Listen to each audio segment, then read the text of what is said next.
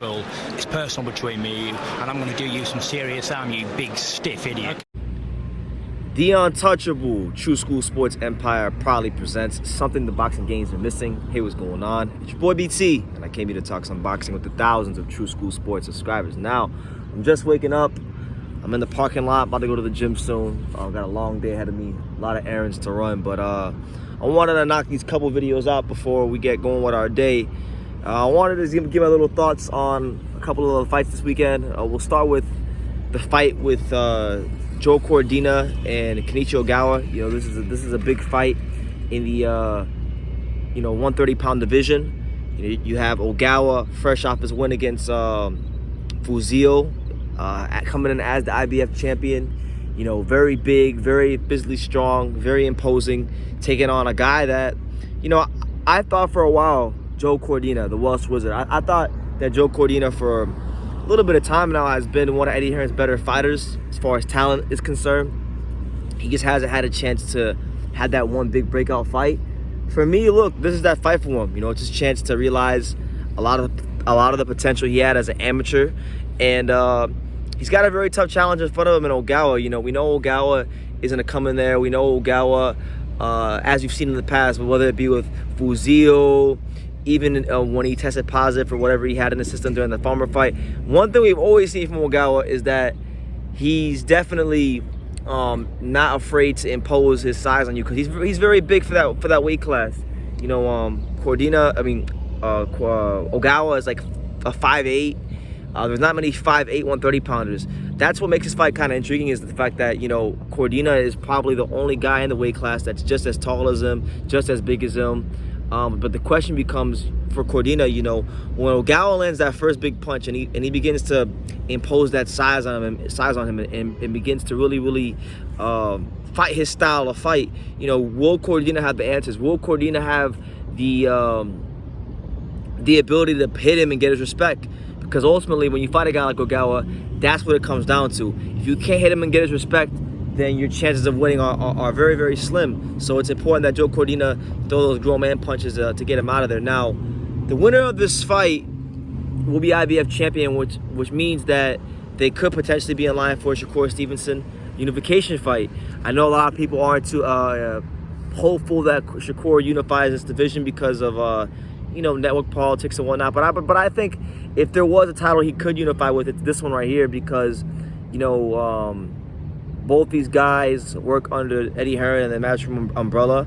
We've seen Bob Arum and Eddie Hearn do a unification in the past, a couple years ago in the summer when they made Marie Sucre versus Jose Ramirez. So I think the winner of this fight could fight Shakur Stevenson. And I guess the question you got to ask is, like, which one of these guys do you think would even have the best chance at beating Shakur Stevenson? Who do you have more of a chance to? Now, truthfully, I don't think Cordina or Ogawa will beat Shakur. But if I had to pick one, if I had to pick a guy that I think will be that can beat Shakur more, I would say I will lean slightly towards more Cordina, because I think Ogawa, as physical and as big as he is, he's not going to be, you know, bigger than Shakur.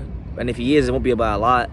And he's not going to that's that style where you come forward and you try to barge on top of Shakur Stevenson. I don't think it's effective enough to beat him. As to Cordina has speed, he has amateur pedigree, he can box. I think to beat Shakur, as crazy as it may sound, you're gonna have to do a little bit of beating him at his own game, you know, and you gotta have some pop to boot. I think Cordina fits that description, but I like I said, I don't think either one of these guys can beat Shakur Stevenson. But nonetheless, we have a chance this week to see either a fighter in Ogawa legitimize himself as champion and get a title defense, and or B, for Joe Cordina to become the 13th, or I think the 13th Welsh champion, because in the history of Wales, in the history of Welsh boxing, I was looking this up the other day, the Zone posted this, there has been 12 Welsh world champions, okay?